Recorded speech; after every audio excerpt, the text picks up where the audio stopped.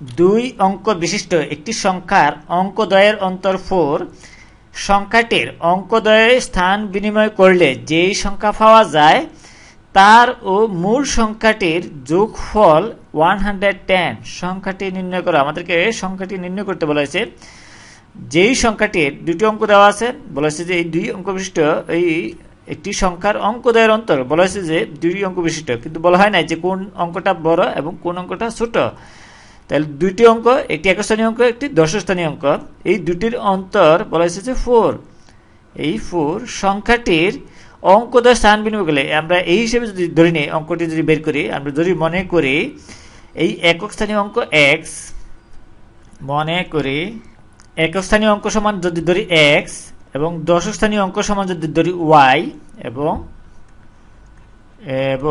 দশক স্থানীয় অঙ্ক সমান যদি ধরি হয় y, তাহলে সংখ্যাটি দাঁড়াবে আমরা যদি সুতরাং সংখ্যাটি সমান হবে এই দশক স্থানীয় অঙ্ককে আমরা কি করব 10 দিয়ে 10 দিয়ে গুণ করব। এই 10 ইন্টু y প্লাস x একক স্থানীয় অঙ্ক, কেননা আমরা জানি এরকম ভাবে যদি এরকম হয় একটি সংখ্যা এরকম 36, তাহলে আমরা যদি এই একক স্থানীয় অঙ্ক 3 এবং একক স্থানীয় অঙ্ক 6, তাহলে আমাদেরকে এই সংখ্যাটি কিভাবে বের করব? আমরা তাহলে এই দশক স্থানীয় অঙ্ক যেটা, এটাকে আমরা 3 কে 10 দ্বারা গুণ করব। আমরা যদি এটা সমান লিখি এরকম 3 ইন্টু 10 প্লাস একক স্থানীয় অঙ্ক সমান 6 ইকুয়াল টু আসে 36।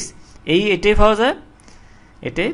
তাহলে আমরা ওই হিসেবে কি করলাম, এই দশক স্থানীয় অঙ্ককে এই y কে 10 দ্বারা গুণ করে একক স্থানীয় অঙ্ক যোগ করলে এই সংখ্যাটি পাওয়া গেল। আবার যদি এই সংখ্যাটির যদি অঙ্কদ্বয় স্থান বিনিময় করে, অর্থাৎ এই 36 যদি 3 জায়গায় আসে, এই 36 যদি 3 জায়গায় আসে এবং 3 যদি 36 এর জায়গায় যায়, তাহলে সংখ্যাটি দাঁড়াবে এই 63। কেননা এই এদের স্থান বিনিময় করলে এই সংখ্যাটি দাঁড়ায়। তাহলে আমরা যদি এই অঙ্কদ্বয় যদি স্থান বিনিময়, এখানে বলেছে এই সংখ্যাটির অঙ্কদ্বয় স্থান বিনিময় করলে, আমরা এই অঙ্কদ্বয় স্থান বিনিময় করলে সংখ্যাটি নির্ণয় করি। তাহলে অঙ্কদ্বয় স্থান বিনিময় করলে প্রাপ্ত সংখ্যা হবে, আমরা কি করব, এই একক স্থানীয় অঙ্ককে দশক স্থানীয় অঙ্কে নিয়ে যাবে। দশক স্থানীয় অঙ্ক ঘরে নিয়ে গেলে কি করতে হবে, এই একক স্থানীয় অঙ্ককে x কে 10 দ্বারা গুণ করবে। তাহলে 10 ইন্টু x প্লাস y, এটা হবে একক স্থানীয় অঙ্ক y, ওই হিসেবে স্থান বিনিময় করলে তাহলে এটা হবে কি, এই স্থান বিনিময় করলে এই সংখ্যাটির প্রাপ্ত সংখ্যা। এরপর যদি আমরা দেখি এই বলা প্রথম শর্ত অনুসারে যদি আমরা দেখি এই দুই অঙ্ক বিশিষ্ট একটি সংখ্যার অঙ্কদ্বয়ের অন্তর হচ্ছে কত, 4। তাহলে আমরা প্রথম শর্ত অনুসারে অঙ্কদ্বয়ের অন্তর এই x minus y equal to 4 লিখতে পারি, একটি বড় একটি ছোট। তাহলে এই বলা হয়েছে যে অঙ্কদ্বয়ের অন্তর হচ্ছে কি 4, তাহলে আমরা এই x minus y equal to 4 লিখতে পারি এবং y মাইনাস এই x ইকুয়াল টু 4 লিখতে পারি।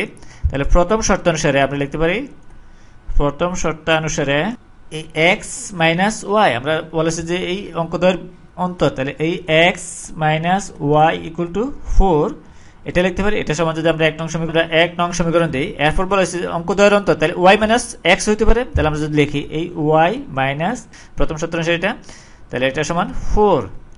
এটা সমান যদি আমরা 2 নং সমীকরণ দেই, এরপর যদি আমরা দেখি যে বলেছে যে সংখ্যাটির অঙ্কদ্বয় স্থান বিনিময় করলে যেই সংখ্যা পাওয়া যায়, আমরা স্থান বিনিময় করলে সংখ্যাটি পাচ্ছি 10x প্লাস y, যেই সংখ্যাটি পাওয়া যায় তার ও মূল সংখ্যা কত, এই 10y প্লাস x, এই সংখ্যাটির যোগফল হত 110, 110। তাহলে আমরা দ্বিতীয় শর্তানুসারে লিখতে পারি, এই দ্বিতীয় শর্তানুসারে আমরা লিখতে পারি এই মূল সংখ্যাটির সাথে এই স্থান বিনিময়কারী সংখ্যাটি যোগ করলে হবে 110, এটা সমান আমরা লিখতে পারি। তাহলে এটা সমান আমরা লিখতে পারি এই 10y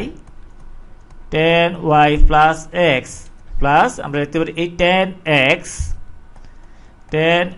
plus y equal to আমরা লিখতে পারি 110 দ্বিতীয় শর্ত অনুসারে, বা এটা সমান আমরা যদি 11y plus 11x equal to 110, এই 110 উভয় দিকে যদি আমরা এই 11 দিয়ে ভাগ করি, তাহলে আসে এই x plus y equal to আসে 10।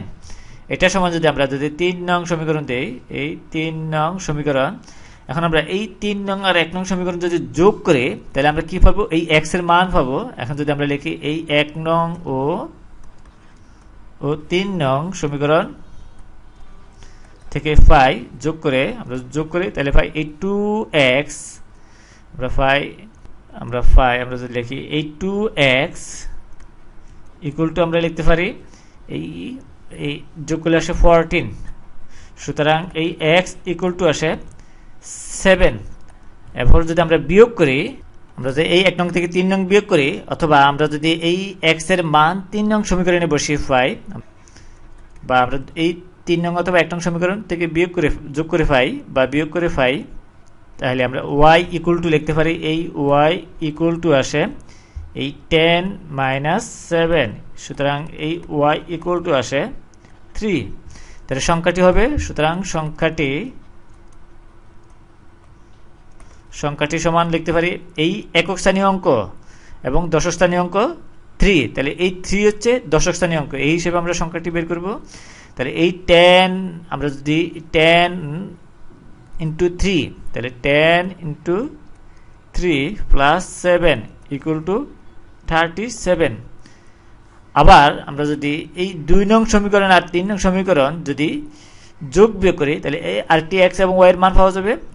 তাহলে আমরা এই 2 নং ও 3 নং সমীকরণ যোগ করে পাই, তাহলে যোগ করলে পাই এই 2y ইকুয়াল টু আসে, এইটা যোগ করলে আসে এই x এ ক্যান্সেল যাবে, 2y ইকুয়াল টু আসে 14। সুতরাং y ইকুয়াল টু আসে 7। আবার যদি আমরা এই y এর মান আমরা 3 নং সমীকরণে বসাই, তাহলে আমরা পাই এই 3 নং থেকে পাই এই x ইকুয়াল টু আসে এই x